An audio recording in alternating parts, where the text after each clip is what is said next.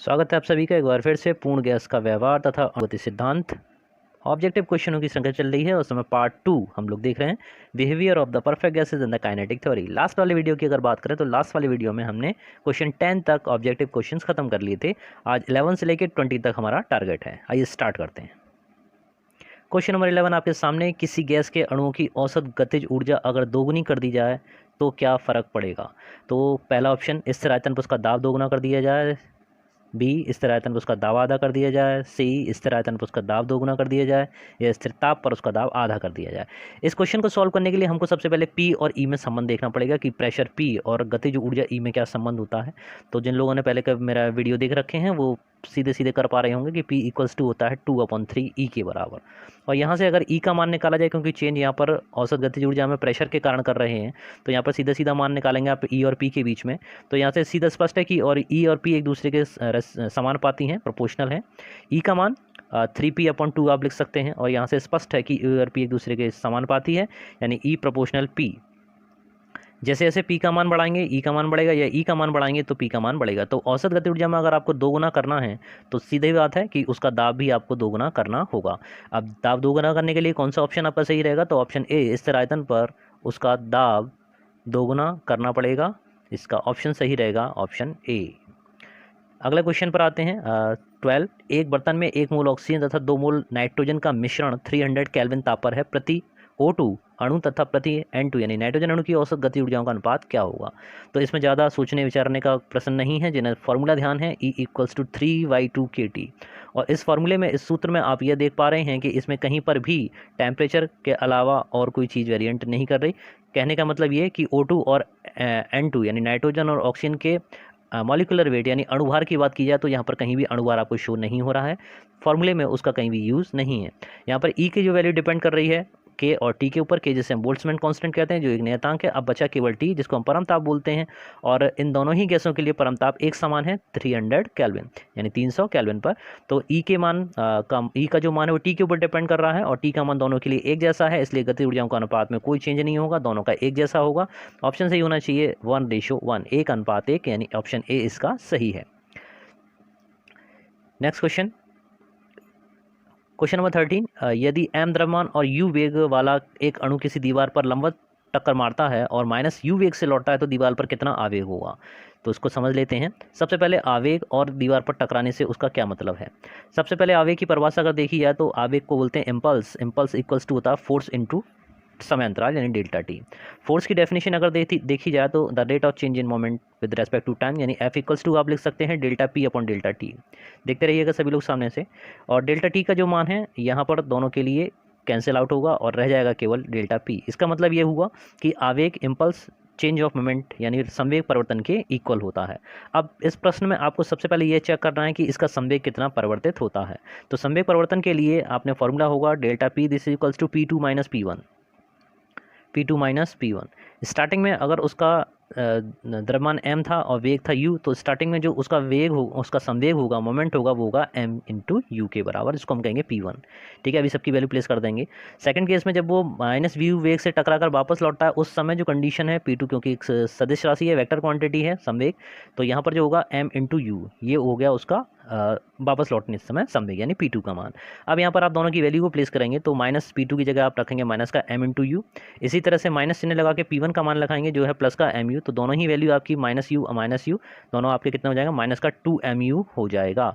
ठीक है, माइनस चिन्ह नहीं दे रखा, कोई बात नहीं है। तो इसमें जो ऑप्शन है आपका सी आंसर करेक्ट है कि 2mu। जो दीवार पर आवेग इम्पल्स होगा वो चेंज ऑफ मोमेंटम के बराबर होगा, जो किसका मान है 2mu के बराबर होगा।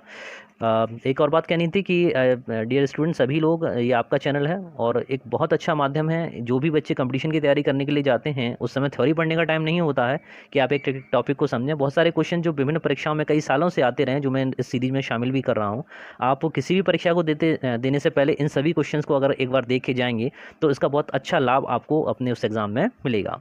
और एक चीज़ चीज़ और कहनी थी, जो क्लास 12th के स्टूडेंट हैं उनका भी मोस्ट इंपॉर्टेंट क्वेश्चंस की सीरीज जो हम लोग 74 क्वेश्चंस तक कर चुके हैं। आप अगर किसी ने नहीं देखा हो तो वो प्लेलिस्ट में जाकर 12th क्लास के जो भी स्टूडेंट हैं वहाँ पर मोस्ट इंपॉर्टेंट क्वेश्चन जो मेरे द्वारा बताए गए हैं, आपको एक्सप्लेन करके बताए गए हैं। 74 क्वेश्चंस अब तक मैं उसमें करा चुका हूँ और बहुत ही जल्दी आने वाले दिनों में मैं उसमें और भी वीडियो आपके ऐड करके उसकी सीरीज़ को हम और स्टार्ट करेंगे। ठीक है, तो आगे आने वाले दिनों में आप उन वीडियोज़ को देख सकते हैं। तो ये सूचना आपके लिए थी। क्वेश्चन नंबर 14 पर आते हैं, किसी गैस का ताप निर्धारित होता है। तो 14 में किसी भी गैस का जो टेम्परेचर निर्धारित करता है, इसके फार्मूले को हम लोग देख चुके हैं। काफ़ी इंपॉर्टेंट फार्मूला मैंने आपको बताया हुआ है, VRMS this is equals to होता है √3 RT अपॉन M। अब तो रट जाना चाहिए, ये फार्मूला सभी के दिमाग में आ जाना चाहिए। और इसमें सीधा सीधा है कि टेम्परेचर जो सीधा सीधा वेरी करता है, डिपेंड करता है VRMS के ऊपर, इसको हम कहते हैं वर्गमाध्य मूलमान, जो कि आपका है ऑप्शन सी। 14 का ऑप्शन सी सही है कि अणुओं के वर्गमाध्य औसत वर्गमाध्य से उसका ताप निर्धारित किया जाता है। इसी तरह से अगले प्रश्न पर आते हैं, क्वेश्चन नंबर 15 पर, किसी भारी गैस का RMS वेग, ये भी वही क्वेश्चन लग रहा है मुझे। भारी अणुओं का RMS वेग थोड़ा सा अलग है। NTP पर क्या सभी गैसों के लिए समान होता है, यानी नॉर्मल टेम्परेचर एंड प्रेशर पर? भारी गैसों के लिए अधिक, हल्की गैसों के लिए कम। भारी गैस से मतलब जिनका अणु भार ज़्यादा हो, ठीक है ना, और हल्की गैस से मतलब है कि जिसका अणु भार कम हो। ओके, सी हल्की गैसों के लिए अधिक, भारी गैसों के लिए कम। RMS वेग घनत्व में कोई विशेष संबंध नहीं होता। बात करते हैं VRMS के बारे में। तो VRMS के बारे में हमने बताया था √3 RT अपॉन M। तो √M आता है और M जो है वो रेसिप्रोकल है, ठीक है, अपॉन में है।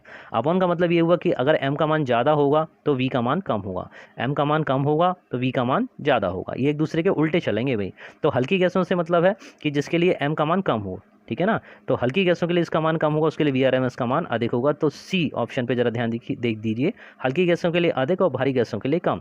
तो भारी गैसों के लिए चेक कर लीजिए, यानी भारी गैसों के लिए M का मान ज़्यादा होगा तो VRMS का मान कम होगा। इसलिए 15 का ऑप्शन सी सही है, हल्की गैसों के लिए अधिक और भारी गैसों के लिए कम होता है।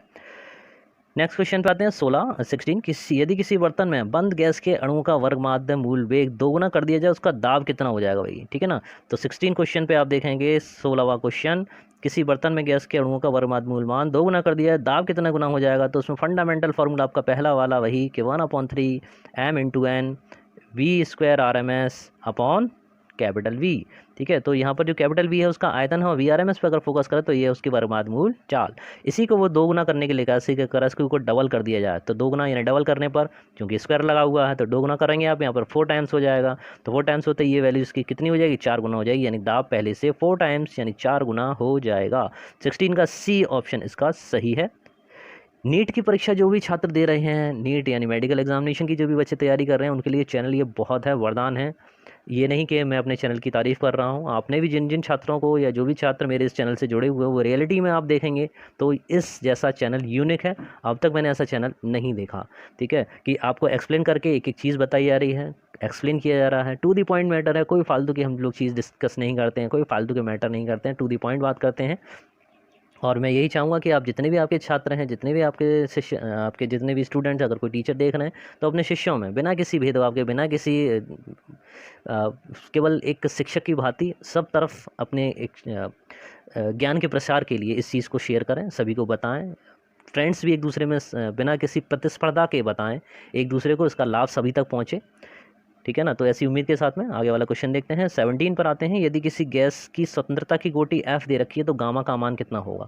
तो गामा का जो मान है, गामा को हम अगर F से कहें तो F का मतलब वही है कि डिग्री ऑफ फ्रीडम। तो इसमें सिंपल आपको फार्मूला ध्यान रखना, फार्मूला आपका इंडिकेट करता है 1+2/F को, ठीक है। तो F डिग्री ऑफ फ्रीडम का मतलब सीधा भी मैं और बता देता हूँ आपको कि F = आप 1 रखेंगे, ठीक है। अगर वो एक डिग्री ऑफ फ्रीडम उसका 1 है, यानी एक परमाणु गैसों के लिए F = 2 रखेंगे। डिग्री ऑफ फ्रीडम अगर 2 हो, F = 3 रखेंगे, डिग्री ऑफ फ्रीडम 3 है। तो प्रश्न 8 पर 18 नंबर, यदि R गैस का नियतांक है तथा गामा CP/CV का रेशो है तो CV की तुल्यता क्या होगी। थोड़ा सा कैलकुलेशन वाला क्वेश्चन है, और मोस्टली जो ये CPMT के बच्चे या नीट की तैयारी जो कर रहे हैं उन बच्चों के लिए थोड़ी सी प्रॉब्लम रहती है आपकी फ़िज़िक्स में, ठीक है। तो मैं आपसे यही चाहूँगा कि फ़िज़िक्स में जो भी बच्चे इस चैनल से जुड़े हैं, तो ख़ास रूप से ज़्यादा कॉम्प्लिकेटिव उनका फ़िज़िक्स नहीं आता है, हल्के क्वेश्चंस आते हैं, बस थोड़ा बैकग्राउंड बेसिक क्लियर करने की ज़रूरत है। तो इसी प्रश्न में अगर आप देखें तो CP/CV का रेशियो उसमें दे दिया है गामा के बराबर, तो यहाँ पर आप मेयर के सूत्र से स्टार्ट करेंगे, मेयर के फॉर्मूले से लिखेंगे CP/CV this equals to R, सभी लोग जानते हो। अब इसमें CV से सभी तरफ भाग ला दो, क्योंकि इसने CV की तुल्यता पूछी है, तो हर एक पद के नीचे, हर एक स्टेप के नीचे CV से आप डिवाइड कर दीजिए भाई, इतना कर लीजिए, ठीक है। तो आपने CV से डिवाइड किया। अब क्या करना है, नेक्स्ट स्टेप में उसने गिवन कर रखा है CP/CV, ये पूरा फैक्टर किसके बराबर है, गामा के बराबर। तो मैं यहाँ इसको लिख देते हैं गामा, ठीक है। CV से यहाँ भाग लगाएंगे तो वैल्यू किसके बराबर आएगी, 1 के बराबर आएगी। और इस तरफ तो आपका लिखा हुआ ही है, इस तरफ क्या लिखा है, R/CV लिखा हुआ है, ओके। तो इक्वल के इधर लिखा हुआ R/CV दोबारा लिख लेते हैं। अब हम लोग लिखें, क्या लिखा है इधर, इधर आएगा गामा-1 और इधर आया आपका R/CV। तो उन्होंने CV का मान हमसे पूछना चाहा है, तो इन दोनों की वैल्यू, इन दोनों का प्लेस एक दूसरे से रिप्लेस हो जाएगा भाई, ठीक है ना। क्या मतलब है कि CV दिस इक्वल्स टू हो जाएगा R/गामा-1, ये आपका आंसर हो गया। जरा टैली कर लीजिए कौन सा वाला आंसर इसके, कौन सा वाला ऑप्शन इसके साथ मैच कर रहा है। तो इसमें आपका आंसर मैच कर रहा है ऑप्शन C, R/गामा-1। तो 18 का C ऑप्शन सही है। नेक्स्ट क्वेश्चन आपका 19 पर आते हैं, 19 नंबर। एक गैस के गामा 1.4 दे रखा है, तो गैस के CP और CV के मान क्या होंगे। ये भी सेम उसी तरह से, लेकिन यहाँ पर उन्होंने वैल्यू दे रखी है, गामा की वैल्यू पॉइंटों में दे रखी है, ठीक है। तो उस पॉइंट को देख लीजिए ज़रा। तो सिमिलरली उसी तरह से आप CP/CV में दोनों तरफ से भाग लगाएंगे, तो CP/CV माइनस CV/CV, सभी को समझ में आ रहा है। हमने मेयर के सूत्र में दोनों तरफ से डिवाइड किया है CV की वैल्यू निकालने के लिए। अब यहाँ पर हम गामा की वैल्यू, यानी ये जो वैल्यू है ये गामा के बराबर हो जाएगी, और इसको आप लिखेंगे 1.4, ठीक है। 1.4 को जरा देख लीजिए, 1.4 को हम लिख सकते हैं 14/10, ठीक है ना। इसको आप क्या लिख सकते हैं, 14/10, और इसको अगर रिड्यूस कर दें 2 से, तो 2 7 जा 14 और 2 5 जा 10, यानी ये वैल्यू आ जाएगी 7/5। इसका मतलब ये हुआ कि CP/CV के प्लेस पर हम लिख सकते हैं 7/5, ये लिख दिया भाई हमने। इसके बाद में यहाँ पर CP/CV है, ये 1 रह जाएगा। इसके बाद में यहाँ पर R की जो वैल्यू आप सॉल्व करेंगे, तो R/CV ये मान एज इट इज़। अब यहाँ पर आप एलसीएम वगैरह लीजिए भाई, यहाँ पर आप एलसीएम लेंगे, 5 आएगा, यहाँ लिख देते हैं एलसीएम आएगा 5, और ये वैल्यू हो जाएगी 7 - 5, यानी यहाँ पर आ जाएगा केवल 2/5। समझ में आया।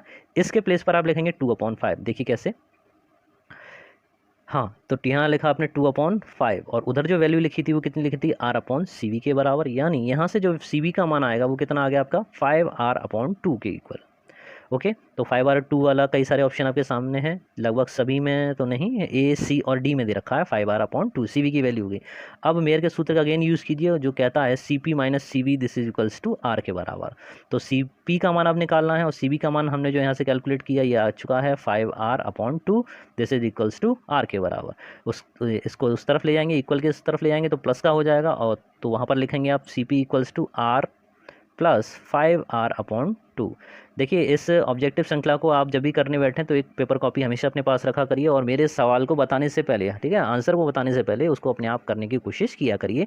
इसका पूरा एक रजिस्टर टाइप अपने पास बना लीजिए, आपके लिए बहुत उपयोगी रहेगा। तो इसमें एलसीएम वगैरह मेरे साथ बने रहिए। तो एलसीएम इसमें आ जाएगा आपका 2 + 5 करेंगे तो आपके पास आ जाएगी CP की वैल्यू आएगी 7R/2। तो 7R/2 आपके पास में किस किस में है देख लीजिए। 7R/2 ऑप्शन ए में दिखाई दे रहा है, और ऑप्शन सी में भी दिखाई दे रहा है, और ऑप्शन डी में भी दिखाई दे रहा है। लेकिन तीनों में अंतर क्या है, ये एक परमाणु लिखा हुआ है, 2 परमाणु लिखा हुआ है, और यहाँ लिखा हुआ है बहुपरमाणु। तो आपको ध्यान रखना है कि ये सब वैल्यूज़ किसके लिए हैं, 2 परमाणु गैसों के लिए गामा का मान 1.4 होता है, ओके। तो इसमें आपकी कोई दिक्कत नहीं होगी। 20 पर आते हैं। STP पर ऑक्सीजन के 64 ग्राम अणुओं की संख्या कितनी होगी। तो ऑप्शन में n दे रखा है, 2n दे रखा है, 3n और 4n। सबसे पहली बात, क्वेश्चन को अच्छे से समझना है। n जो दे रखी है यहाँ पर अवागाड्रो संख्या दे रखी है, यहाँ पर 2 टाइम्स दे रखी है, यहाँ 3 टाइम्स दे रखी है, ऑप्शन दिखाई नहीं दे रहा है, यहाँ पर 4n है, ठीक है ना, 4n दे रखी है। तो इसमें सबसे पहले हमको ये देखना है कि इसमें मोल कितने बनेंगे। तो मोलों की संख्या निकालने का सीधा फॉर्मूला ये है कि आपको टोटल 64 ग्राम लेना, नहीं कुल द्रव्यमान लेना है, अपॉन ऑक्सीजन की बात चली तो ऑक्सीजन का जो अणुभार है वो कितना होता है आपका 32 होता है, 32 का डिवाइड कर दीजिए 64 में कितना आएगा 2 आएगा। तो मोलों की संख्या कितनी हो गई 2 हो गई। एक मोल में होते हैं n अणु, तो 2 में कितने होंगे 2n के बराबर होंगे। इसलिए इसका ऑप्शन करेक्ट है आपका ऑप्शन बी, इसका आंसर होगा 2n, ओके। तो इसी तरह के अच्छे अच्छे क्वेश्चंस, अच्छी अच्छी जानकारी के साथ में मेरे साथ बने रहिए लगातार इसी चैनल पर। फिर मिलते हैं नेक्स्ट वीडियो में नए टॉपिक के साथ में, तब तक के लिए जय हिंद, जय Bharat, thank you very much.